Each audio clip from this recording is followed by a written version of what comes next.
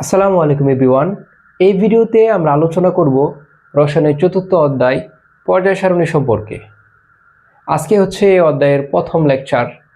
প্রথম লেকচারে আমরা আলোচনা করব পর্যায় সারণীর পটভূমি এবং পর্যায় সারণীর বৈশিষ্ট্য সম্পর্কে। এখন আমরা জানব পর্যায় সারণীর পটভূমি সম্পর্কে। 1789 সালে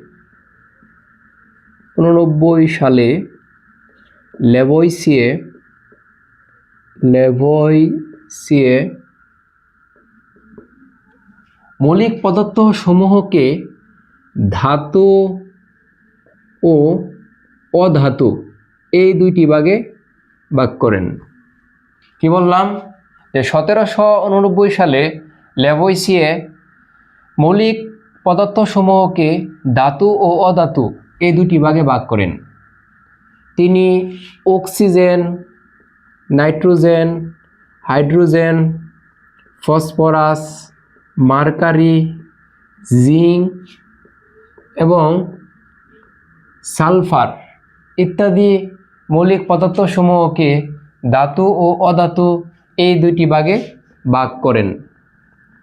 পরবর্তীতে 1829 সালে বিজ্ঞানী ডুবে-রাইনার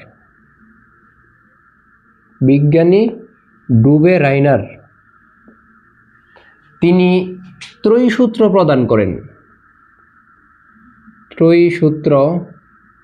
প্রদান করেন। অর্থাৎ বিজ্ঞানী ডুবে-রাইনার পারমাণবিক ভর অনুসারে তিনটি করে মৌল সাজান। পারমাণবিক ভর অনুসারে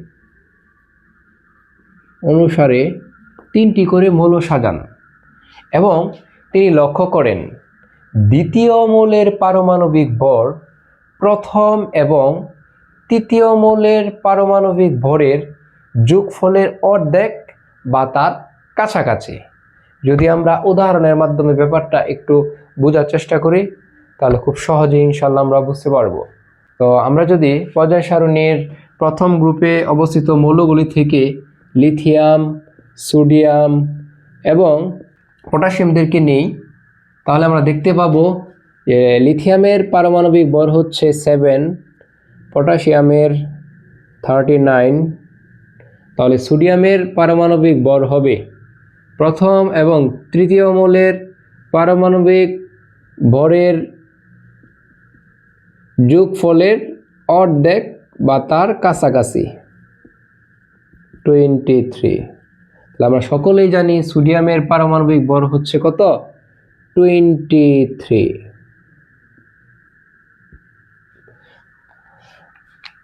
আর একে ডুবে-রাইনারের ত্রয়ী সূত্র বলা হয়। বিজ্ঞানী ডুবে-রাইনার ক্লোরিন, ব্রোমিন এবং আয়োডিনকে প্রথম ত্রয়ী মৌল হিসেবে চিহ্নিত করেন। পরবর্তীতে 1864 সালে তখন পর্যন্ত আবিষ্কৃত মৌলসমূহের জন্য বিজ্ঞানী নিউল্যান্ড অষ্টক সূত্র প্রবর্তন করেন।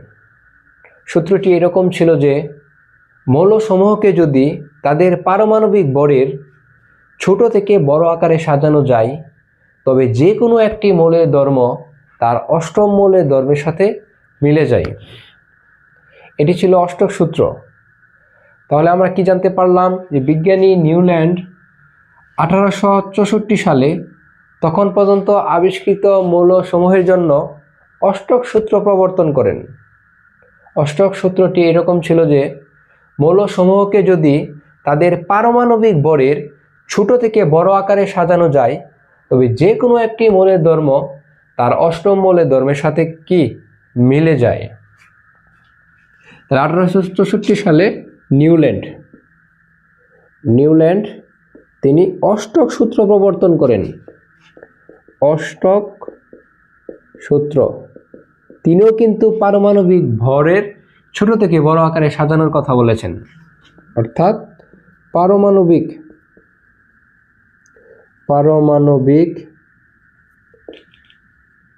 ভরের ছোট থেকে বড়,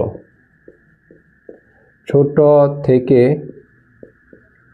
বড় আকারে। পরবর্তীতে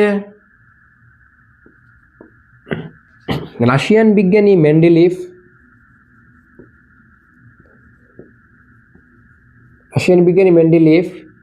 1869 সালে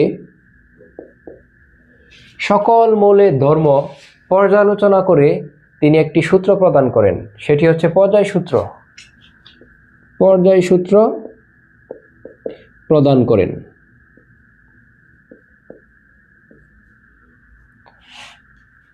সূত্রটি হলো, মৌলসমূহের ভৌত ও রাসায়নিক ধর্মাবলী তাদের পারমাণবিক ভর বৃদ্ধির সাথে সাথে পর্যায়ক্রমে আবর্তিত হয়। অর্থাৎ পারমাণবিক ভর বৃদ্ধির সাথে মৌলসমূহের ভৌত ও রাসায়নিক ধর্মাবলী পর্যায়ক্রমে আবর্তিত হয়। পারমাণবিক ভর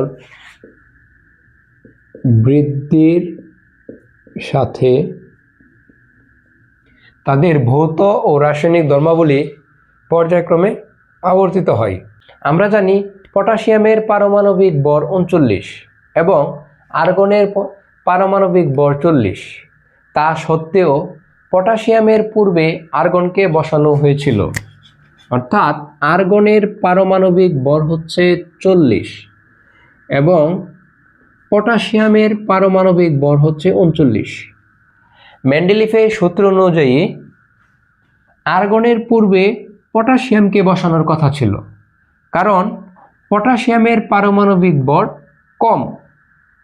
অপরদিকে আর্গনের পারমাণবিক ভর পটাশিয়াম থেকে বেশি, কিন্তু একই গ্রুপের মৌলগুলোর ধর্মের মিল করানোর জন্য পটাশিয়ামকে আর্গনের পরে রাখা হয়েছে।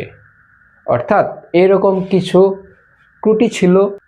মেন্ডেলিভের এই ত্রুটিগুলো সমাধান করার জন্য 1913 সালে বিজ্ঞানী মুসলে পারমাণবিক ভরের পরিবর্তে পারমাণবিক সংখ্যা অনুযায়ী মৌলসমূহকে পর্যায় সারণীতে সাজানোর একটি প্রস্তাব পেশ করেন। তখন এই ত্রুটিগুলো দূর হয়ে যায়, অর্থাৎ তখন আর্গনের পারমাণবিক সংখ্যা হয় 18 এবং পটাশিয়ামের পারমাণবিক সংখ্যা হয় 19। কাজেই পটাশিয়ামের পূর্বে অবশ্যই আর্গন বসবে। তখন পর্যায় সারণীর এই ত্রুটিগুলো সমাধান করা হয়। আন্তর্জাতিক রসায়ন ও ফলিত রসায়ন সংস্থা IUPAC international union of pure and applied chemistry এটি মূলত রসায়নের বিভিন্ন পরিবর্তন বা পরিবর্ধন ইত্যাদি কোনটি গ্রহণ করা যাবে এবং কোনটি বর্জন করা হবে এগুলো নিয়ন্ত্রণ করে। এই সংস্থাটি এখন পর্যন্ত অর্থাৎ 2016 সাল পর্যন্ত মোট 118টি মৌল এর অনুমোদন দিয়েছেন। এদের মধ্যে 98টি প্রকৃতিতে পাওয়া যায়, বাকি 20টি মৌল কৃত্রিমভাবে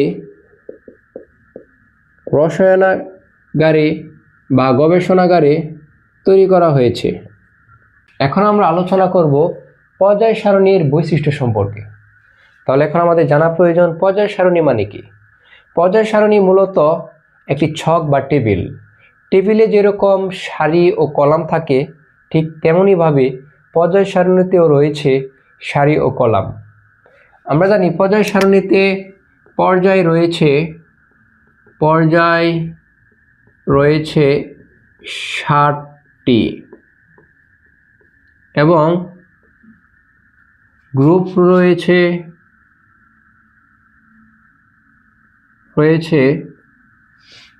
18টি।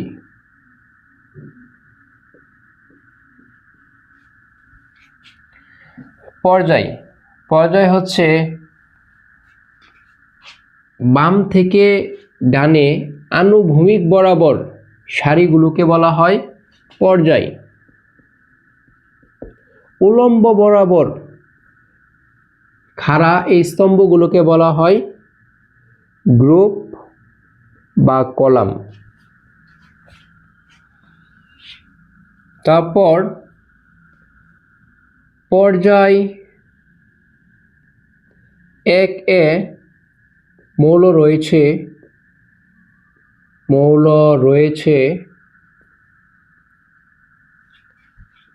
2টি। পর্যায় 2 এবং 3 এ মৌল রয়েছে 8টি। পর্যায় 4 এবং 5 এ মৌল রয়েছে 18টি। পর্যায় 6 এবং 7 এ মৌল রয়েছে 32টি। এবং মূল পর্যায় সারণীর নিচে 2টি অতিরিক্ত সারি রয়েছে, যেগুলো মূলত পর্যায় 7 এবং 6 এর অন্তর্ভুক্ত। যেমন ল্যান্থানাইট সারি, ল্যান্থানাইট, অপরটি হচ্ছে অ্যাক্টিনাইট।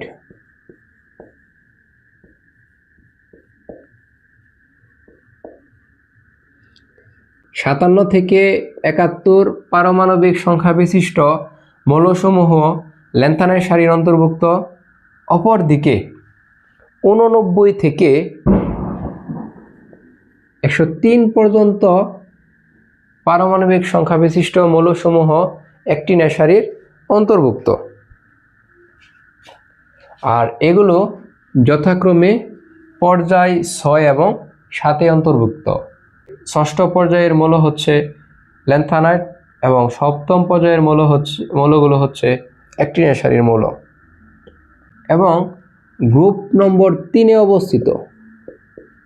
গ্রুপ 3 এ অবস্থিত।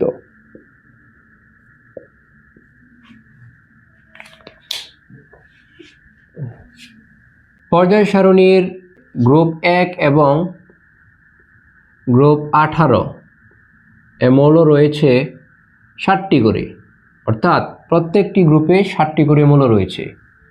গ্রুপ 2 এবং 13 থেকে 17 প্রত্যেকটি গ্রুপে 6টি করে মৌল রয়েছে। গ্রুপ 3 এ মৌল রয়েছে 32টি। গ্রুপ 4 থেকে 12 প্রত্যেকটি গ্রুপে মৌল রয়েছে 4টি করে। যদি মৌলসমূহকে ধর্ম অনুযায়ী বিবেচনা করা হয়, তাহলে একই পর্যায়ে বাম থেকে ডানে গেলে মৌলসমূহের ধর্ম ক্রমান্বয়ে পরিবর্তিত হয় এবং একই গ্রুপে অবস্থিত সকল মৌলের ভৌত ও রাসায়নিক ধর্ম প্রায় একই রকম থাকে। ল্যাভোইসিয়ে 33টি মৌলকে নিয়ে একটি ছক তৈরি করার কাজ করেছিলেন, যা পরবর্তীতে তখন পর্যন্ত আবিষ্কৃত 63টি মৌল এবং অনাবিষ্কৃত এবং 4টি অনাবিষ্কৃত মৌল নিয়ে একটি ছক তৈরি করার কাজ করেছিলেন বিজ্ঞানী মেন্ডেলিভ, যা আজকে 118টি ভিন্ন ভিন্ন মৌলের পর্যায় সারণীতে রূপান্তরিত হয়েছে। পরবর্তী ক্লাসে আমরা অন্যান্য বিষয় নিয়ে আলোচনা করব। সেই পর্যন্ত সকলে ভালো থাকবেন, সুস্থ থাকবেন। আসসালামু আলাইকুম ওয়া রাহমাতুল্লাহি ওয়া বারাকাতুহু।